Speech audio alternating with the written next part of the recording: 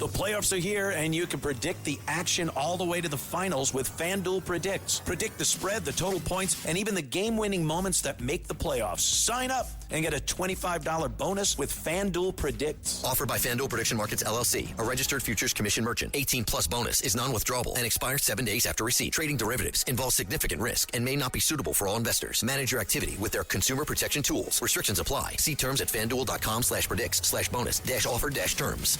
Listen, all you New Yorkers. Taxi. Okay, man, we're looking around. This is the 77 WABC minicast. And this is live coverage, breaking news here on WABC 77 Talk Radio.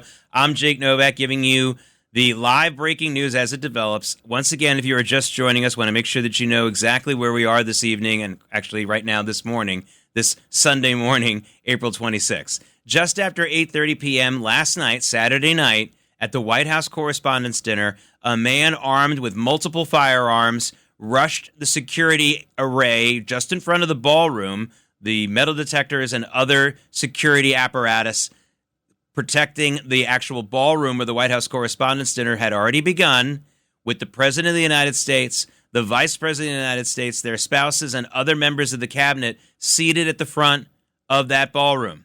An armed man rushed that security array. He was stopped by Secret Service, but not before he shot a Secret Service agent. That Secret Service agent is in good condition thanks to his bulletproof vest. He will come out with no serious injuries. That's the best news of the evening. And the man who was stopped with those weapons has been identified as 31-year-old Cole Allen from Torrance, California. For those of you who don't know, that is a part of the greater Los Angeles area. And this evening, we don't know yet about his motives, but we are finding out more about this suspect. At this hour, he is being interrogated, so we'll find out more, certainly, as the hours go on. But in addition to his hometown, we are also told that he was a part-time teacher. This is what a number of credible sources and other journalists have uncovered this evening. At least a part-time teacher in the Southern California area, and he appears to be a graduate of the computer science department as an undergraduate computer science degree from Caltech, the elite tech university, also in the Southern California area. Also at this hour, we are learning that we do have open federal records of his campaign donations, and it appears that Cole Allen made at least one campaign donation to Kamala Harris in the 2024 election in October of 2024 for $25. Don't know if that has anything to do with his motives here, but that is another piece of public information, documented information about this suspect, this man in custody at this time. Now, we're joined now by WABC owner-operator John Catsimatidis. John, you've been in discussion with everybody here at the station ever since this incident broke. I got to ask you the same question. Are you as concerned about the Secret Service as so many people are, including our own Richie Torres here, our congressman from New York? Well, I don't want to point fingers at the Secret Service or the FBI or Homeland Security, but I think we have to take more precautions as soon as possible. I just texted you something my daughter just texted me. This guy, Henry Martinez, texted this guy's name out. And all he texted was one name. Mm-hmm. 3 years ago. What did he know? What did he know 3 years ago? Yeah, I see that. So this guy's name, we're talking about this person named Cole Allen. That is the man who's been named by a number of sources as the person who did this shooting, apparently the attempted assassin, and he is at this moment being questioned. And this man's name was just tweeted out on December 21st, 2023. Your intelligence background, my intelligence background, who says that somebody was ratting him out 3 years ago. Yeah, I mean, that's the last thing we need, right, John? Another mysterious situation with, this is to me, ever since, for example, the Pulse nightclub shooting, which President Trump, during his first presidential campaign in 2016, made such an issue in his campaign, questioning whether this was a deliberate lapse on behalf of maybe a woke FBI or a misguided FBI. And I understand you don't want to impugn the FBI. And by the way, we should point out, John, President Trump went out of his way to praise the Secret Service tonight. He was very thankful. And I don't want to do any smearing either. This is not about smearing, but this is just about... Whether it's the FBI or whether it's the Secret Service or Homeland Security, if you have 10,000 people in any organization, you're always going to have 2 or 3 or 4 or 5 bad eggs. So it's going to happen. But that's normal course of business. But you don't blame the entire organization for a few bad eggs. A few bad eggs always leak through. And what the problem we have now, Jake, is that there's trillions of dollars involved. There's billions and billions and billions and trillions with this oil situation. And the only one with the courage to do what he's doing is President Trump. I don't think anybody else in the entire cabinet or the entire Senate has the courage that President Trump has. And that's bottom line. So I think he has to, if I was his security chief standing next to him, I would say to him that you have to take additional precautions, because they're going to do whatever they have to do. And don't forget, life is cheap. Don't forget the breaking news I had, and I was only off by 10,000. When we made Iran rich by President Biden getting the oil up to $100 a barrel, by President Biden lifting up where Iran was doing 300,000 barrels a day, allowing him to do 3 million. And we made him so rich, they went to Hamas and paid, my original intelligence sources said $10,000 a family. I ended up being wrong. It was $20,000 a family. If a family has 14 kids, they sacrifice one kid that may come back, may not. And they're given guns, and they're given instructions: go in to Tel Aviv or wherever in Israel, rape and plunder and kill. You know, John. And this is what the Europeans don't understand. I didn't go to the White House Correspondents' dinner because I was Grand Marshal of the Greek parade that takes place tomorrow, and we pray it doesn't rain. And there was a dinner tonight, and I was sitting with a retired Secret Service guy, a retired FBI guy, and a retired other agencies I don't want to mention. And the fact is, life is cheap. These terrorists will give $1 million for a head. So my advice to President Trump would be, you can't go out venturing like that the way he has, because we want to keep him alive. And they'll put out people to kill him. You know, to me, there are so many parallels, and I know you're a student of history like I am. You know, it's amazing when you read about Abraham Lincoln and how he knew there were people. I mean, he was literally presiding over the Civil War. There were people who were vowed to kill him, and Abraham Lincoln's day-to-day life was he wandered around by himself at night sometimes around Washington, D.C. President Trump's certainly not doing that, but perhaps we need to look at the way that he has been carrying himself, as you just sort of hinted, and maybe realize that in today's day and age, even with a large security detail, if he's going to have these kinds of public appearances, he does need to be more careful. Absolutely. You can't. I think from now on, he has to be double, triple, quadruple careful. And you can't go out I've been to that hotel, and that's a very big hotel. There's a zillion people, and it looks like this person, when they found out that the president is going to be in that hotel. I mean, if he's checked in 2 weeks ago, I mean, I don't know. I'm just speculating. But if nobody checked him, and if he checked in 2 weeks ago, and he could have brought in whatever he wanted into his room, and nobody's going to check it. John, I have to ask you this. We're speaking with John Catsimatidis, owner-operator of Talk Radio 77 WABC, a number of other businesses. I'm Jake Novak, and you're listening to live coverage of the breaking news this evening. Apparently a third assassination attempt. I think it's fair to say this is the third assassination attempt against Donald Trump in under 2 years. But, John, I have to ask you a question, and it's not a question I enjoy asking, but you have a big perspective that I think people should hear.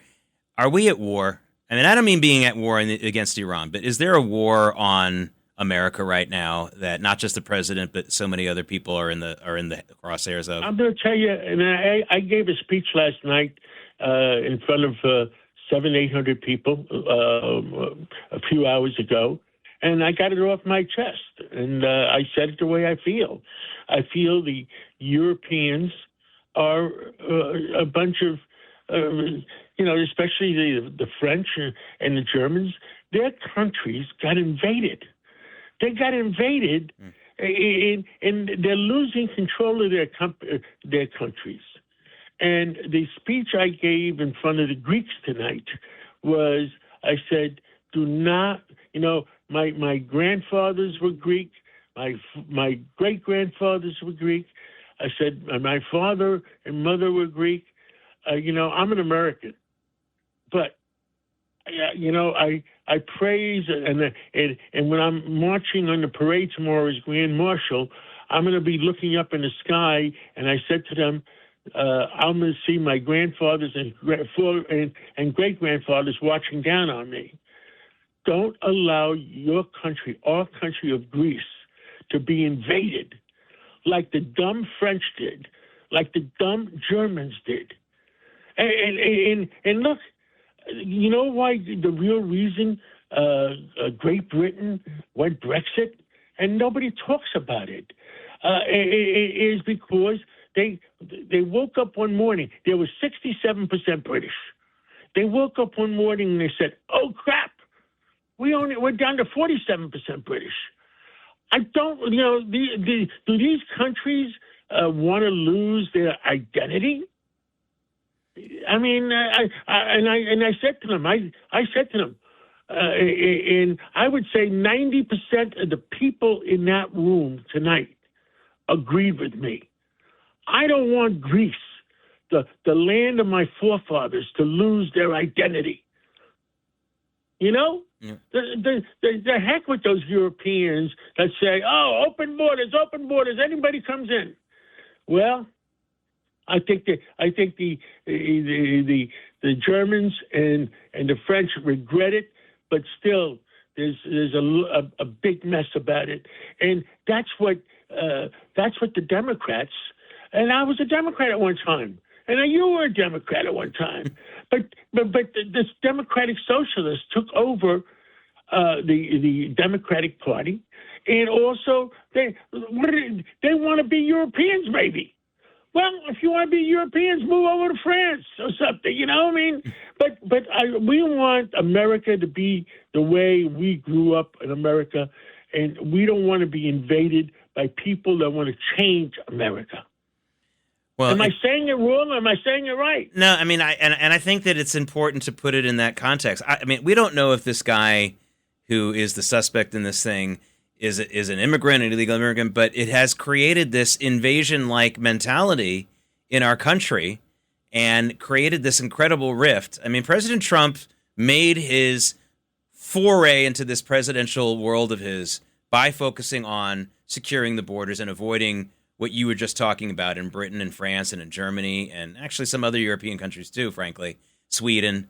And, it's really... It seems like people want to fight for this, what some people call suicidal empathy, the idea that we should just open our borders because that's the nice thing to do. Well, that's not the case. And it just feels like we have turned a terrible corner in this country, and they're going to blame it on President Trump, I know. But honestly, I mean, this is 3 attempts on his life here. There's got to be, something's got to change. I think we can both agree on that. Well, my daughter was supposed to be at that Correspondents dinner tonight, and she came home, and she didn't go. And I said, God is watching over you. Yeah, I mean, it sometimes comes down to these personal things. I want to ask you one last personal story because I know you remember the day that President Kennedy was killed. I was in my Brooklyn Tech high school. I was at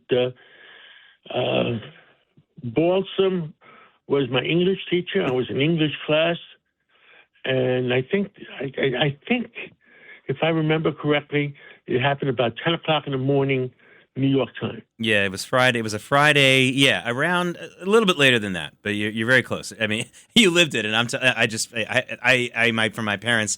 Yeah, it was around 1 o'clock in the afternoon. But it was a Friday. It was a Friday. Yeah.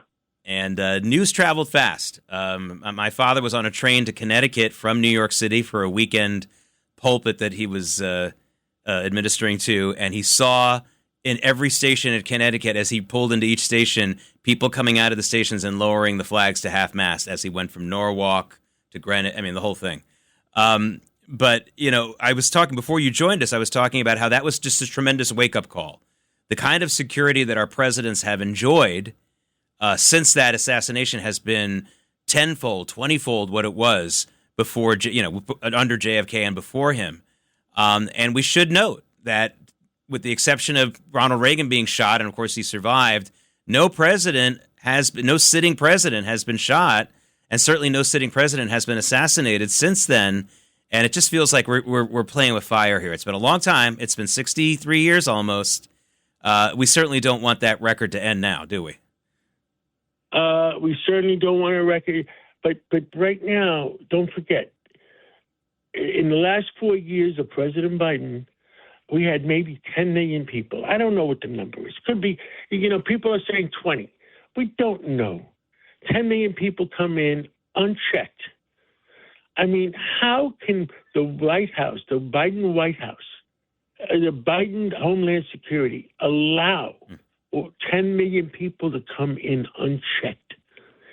Shame, shame, shame.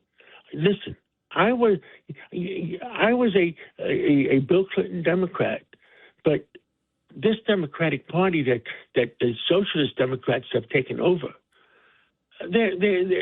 something's wrong, and you can't allow them. I really, in my heart, I'm an old guy now. I'm 77 years old, and you know why I'm working so hard? It's because of our kids and our grandkids. I want to make sure when my time comes to check out that my kids and grandkids have a country that they're going to be safe in. Yeah, our parents made sure that we inherited. We inherited a country that was much better than it feels like it is now, and it's our responsibility to give our kids that same thing.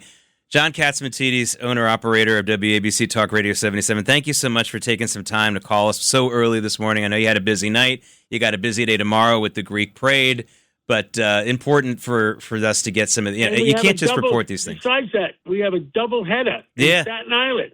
Yeah, tell us about that. The Ferry Hawks? The Ferry Hawks have a double header in Staten Island, and we hope that the weather clears up. And it should be, if it's a great day, I'm going to do the parade in the morning, and then in the afternoon, I'm going to go to the Ferry Hawk Stadium. And let's follow President Trump's advice. Let's not let these kooks take away what we enjoy doing in America, whether it's a parade or a baseball game. We got to make sure our borders are secure. We got to make sure that he's double and triple careful. You can't go out in a situation like that because there are bad people in this country right now, and we have to be double careful and triple careful. And God bless America.